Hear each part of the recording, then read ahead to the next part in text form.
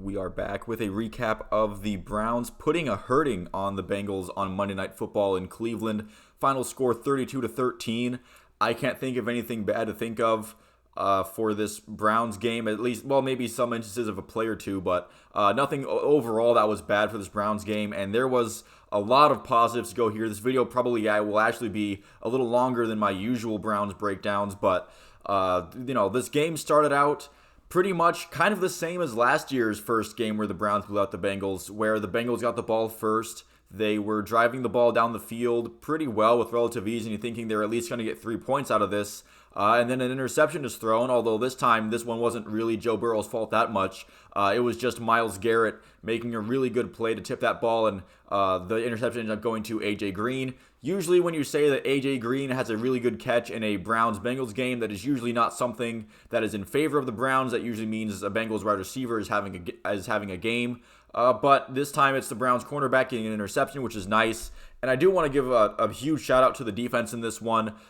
Joe Woods, when his back is against the wall, that's usually when the defense puts out their best performances, and this is no exception. I think that as good as the offense was, and I think the offense was tremendous in this game, I think that the game ball really goes to the defense in this game, holding the Bengals to only 13 points total, and I think it was scoreless in the first half, which is just a tremendous. I think until the fourth quarter they didn't score any points, so that's a huge achievement for this defense. Myles Garrett, besides that tipped ball, he had a great performance as well. I think he had 1.5 sacks, really showing the world that just because he's justifying that Halloween special ESPN ran on him. Although I don't think he has to justify it. He's his own man. He can decorate his house how he wants for Halloween. I don't care. I'm not one of these people who's like, how dare he do this and not focus on football. I think, there's room for him to be a great football player and also be able to have a little fun in his personal life. But that's whatever. I think the Bengals offensive line did not help Joe Burrow at all. Jonah Williams was especially terrible for them in this game. And it wasn't just Myles Garrett getting to the quarterback, because I would understand if it was just Myles Garrett, because he's a freak of nature. He's a phenomenal athlete. He's a great football player, great football mind. He knows what he's doing. But guys like Isaiah Thomas were disruptive. I think Deion Jones ended up getting a sack. The whole offensive line for the Bengals really hasn't been improved even after the off-season acquisitions that the Bengals got in free agency. It hasn't fixed the offensive line at all. Joe Burrow is still running around for his life out there. Sione Takitaki had a strip sack that resulted in a turnover. I thought on the non-defensive line and sacking part of the game, I thought Martin Emerson Jr. had really good pass breakups multiple times. This was a breakout game for him. Most notably, the one that he had on that fourth down attempt where the game was pretty much over, but as a Browns fan, you're always kind of clenching up and you're always nervous that they're going to, no lead is safe and all that. But Martin Emerson had a really nice play on that fourth down late in the fourth quarter to kind of make sure that the Bengals offense wasn't doing anything near the end. And I really do think that the Bengals missed Jamar Chase a lot in this game. The vertical passing and the deep threats just weren't really as much of being there. The Browns were able to play a lot more man coverage, which I do think plays in favor of the Browns, even with Denzel Ward being out. And did the Browns cornerbacks get beat a couple of times? Yes, but for the most part, they were able to shut down the Bengals' vertical passing game. There wasn't really that many explosive plays, at least when the game was still close and it would even matter. All of their big stretch plays pretty much came in garbage time when the defense was justifiably playing prevent. And the Browns offense also did a good job of being their defense, where the Bengals do have a really good running back in Joe Mixon, but there came a point in the game where the Browns were just too far ahead and the Bengals had to get away from the running game. And I do think the Bengals coach, Zach Taylor, definitely could have tried to utilize Mixon a little more before getting away from him. I know Bengals fans have been not too happy with Zach Taylor and his, the way he runs his offense throughout his entire coaching tenure, but especially this season. So we'll see how that progresses. But I feel like the Browns offense did a good job of putting their foot on the gas and making sure the Bengals couldn't utilize maybe their best matchup against the Browns defense, which was their run game.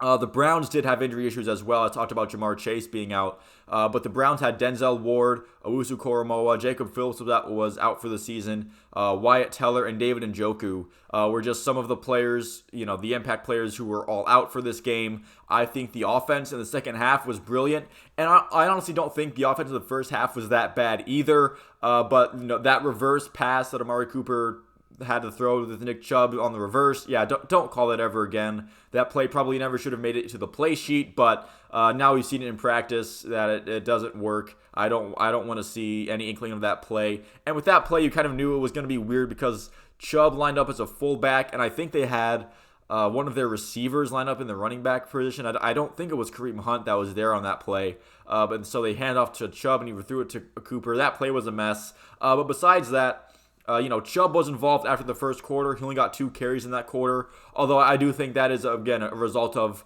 pretty much an entire drive being taken away from a turnover and just, some offense stuff. I don't think that Chubb was very underutilized. Even early in the game, I thought he was involved pretty well. And I do want to credit Kevin Stefanski for putting that game plan together to get Nick Chubb to be the one of the focal points of the offense. He wasn't the only guy contributing. Kareem Hunt got more touches than usual, and we did see a little bit more of the chunt backfield with Kareem Hunt and Nick Chubb both in the backfield at the same time. We saw a lot of week 1, and they've gotten a bit away from it as of late, but it's nice to see that being back. Maybe that's an indication that Hunt isn't going to be traded. I think with the Browns winning this game against the Bengals and keeping their season kind of alive for now, I think it makes even less sense to trade him for what you're asking for. I know you want to get something for him maybe before he leaves in free agency, but if he does leave in free agency and you don't pick anybody up with any substantial contract, then hopefully you get a compensatory draft pick that's getting a little bit close to what you're reportedly asking for in a 4th-round pick. Amari Cooper was fantastic in this game. His route running was cooking the Bengals defensive backs. I think one of their cornerbacks did suffer an injury during the game, and I saw a report that it might be season ending, which is unfortunate for him. I don't like it when guys get injured when I'm watching a football game, but Amari Cooper had a fantastic game. His route running, again, I think it was great. You saw it on some of their stretch plays and on that touchdown pass that he caught as well. Just tremendous. The 3rd down catch he had in the 4th quarter on the deep ball pretty much sealed the game for them offensively, where I think the Bengals had just had a quick response drive, and it was like 3rd and short. It was one of those like play action, throw it deep that Kevin Stefanski's been doing on 3rd and shorts, and Amari Cooper's definitely been making it worth his while to do that. That play has connected a few times now against multiple different teams.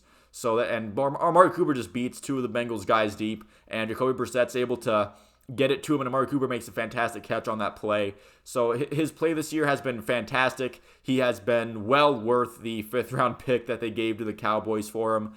Thank you, Dallas and Jerry Jones, for being willing to part with your best receiving threat for a 5th-round pick. I appreciate the generosity. And I do think the wide receiver room played very well in general, not just Amari Cooper, especially with the absence of David Njoku. I feel like Donovan Peoples-Jones had some nice grabs.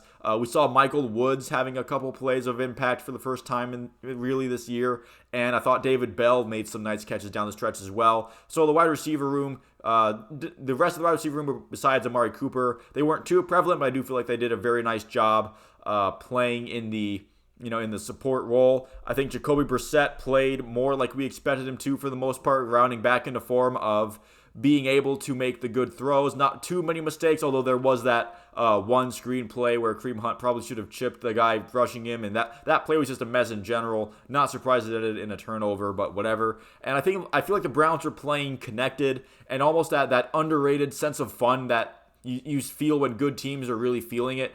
There's a sequence when Jacoby Brissett was trying to draw the Bengals offsides late in the game, and you can hear him on the hot mic say, like, "I almost got you, 55." And I feel like, that's funny, but I also feel like it shows that the Browns were kind of in control of this game. They were pretty much, they felt the bravado and confidence enough to say something like that, to just yell, "Yeah, 55, almost got you." They felt confident enough to just like yell that out loud. And I feel like that was pretty much a sign of just how this game went, where the Browns just essentially they locked it in, they cleaned house. And the Bengals, again, were they missing Jamar Chase?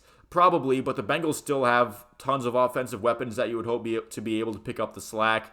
Maybe they're, again, I feel like maybe they underutilized Joe Mixon a little bit. They feel like they didn't even really do that much to even try to give the Browns a tough time with their rushing attack. And credit to the Browns corners, they did their job. The Bengals defense couldn't really handle the Browns offense once Nick Chubb became the main focal point. Once Nick Chubb and Amari Cooper started doing their things and getting it done, the Bengals defense really had no chance. And credit to the Browns offensive line for getting it done without Wyatt Teller in there as well. That I think that's also something that's really underrated that brought the Browns is that their coaching. And Bill Callahan. I forgot the Browns' offensive line coordinator, his name for a minute. I don't know how I did that, but Bill Callahan's done a tremendous job with those group of guys on the offensive line. And overall, again, just a fantastic game for the Browns. Where they go from here, I don't know. They're heading into the bye week. Hopefully they get a little healthy. But they still do have an uphill battle facing them with the rest of the schedule and trying now to catch up to the Ravens in first place or to the rest of the wildcard teams. We'll see where they go from here. But overall, perfect game from the Browns. They took advantage of a Bengals team that was reeling from their best wide receiver having an injury, and they just looked all out of sorts and all out of focus this week. So thank you all for watching. If you did in fact make this far, thank you all for watching again. I don't know why I said the same thing twice, but let me know what you think about this game down in the comments below. Leave a like and a subscribe if you enjoyed the video, and I will see you at the next one.